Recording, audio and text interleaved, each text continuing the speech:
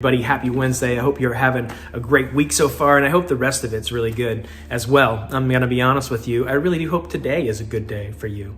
But I was thinking, how many times have you been in a conversation with someone where it feels like they're looking at you and listening, but they're just giving you those eyes where they're like dead eyes. They're not really listening. They're just looking at you instead of actually computing the information and taking it in. I mean, think about this. So many times in our lives, right, we would probably say to our parents that we're listening to their instruction, but then we get in trouble for the fact that we didn't do what they told us to do, because listening's hard. I mean, so many times I've told other people, just listen. And if you do what I say, then you won't get in trouble. And it just seems like no matter what, it's hard for us. It's difficult to listen, and it's difficult to compute and well, honestly, it's difficult sometimes to obey instructions, right? But I gotta tell you a story about myself, because one time I was having a conflict with a person at my place of work. And I remember going up to my boss and I wanted to talk to him about this conflict with this other person that I had. And he looked at me and he said to me something that he said 1,000 times to me. He said, "Did you talk to that person about the problem?" I looked at him and I thought to myself, I don't know how to say this, because I know what the answer is and I know what the right answer is. See, the right answer would have been, of course I talked to them, but I knew in my heart that I did not talk to them. And so when I said to him I didn't, I could have predicted his response. His response was, "Then go talk to them." And this was something that he'd said to me so many times that I should have gotten it through my thick skull, but I didn't. But when I finally did put that into practice, and I began to put that practice into my life, it changed the relationships around me, because it was the wise thing to do, to actually listen to his instruction, right? And to walk in that instruction was pretty smart. But see, here's an interesting thing about the Bible that we read, because the Old Testament is filled with these instructions that God gives to his Israelite people. And it seems like no matter how many times he says the same thing, they have a hard time listening. And we find ourselves in this book called Micah. It's written by a prophet by the name of Micah. And really it's just like the recordings of the things that he said that God told him to say to the Israelite people.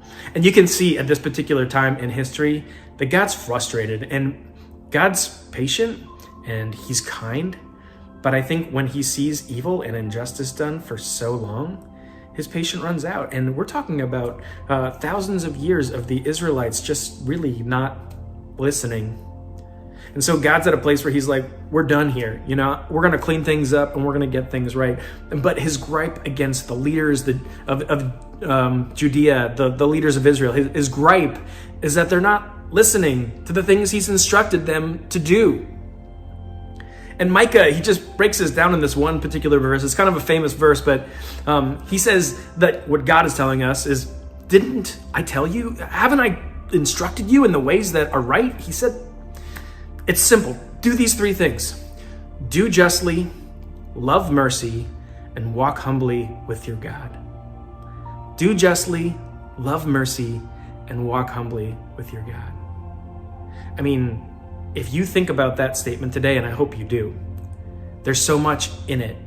Because if I'm willing to love, to do justly to people, I'm going to consider them as more important than myself, because I want justice. And if I love mercy, then I'm going to want mercy for someone as opposed to wrath and indignation. And if I walk humbly with my God, I'm going to put into practice the things that he tells me to do. And all of those things are things that he tells me to do. But think about how often I just don't apply that. Think about how often you just don't apply that in your life, in your daily walk.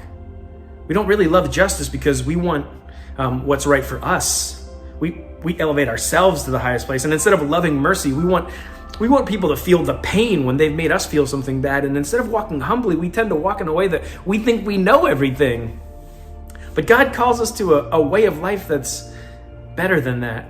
And when we put it into practice, we can see so many good things happening. Because think about the times when somebody actually asked you to do something and you put it into practice, and think about the good effects that it might have had in your life. In fact, when I decided to put into practice that statement that my former boss had told me, I walked up to the person that I had a conflict with and I began to talk to them about what I had an issue with them.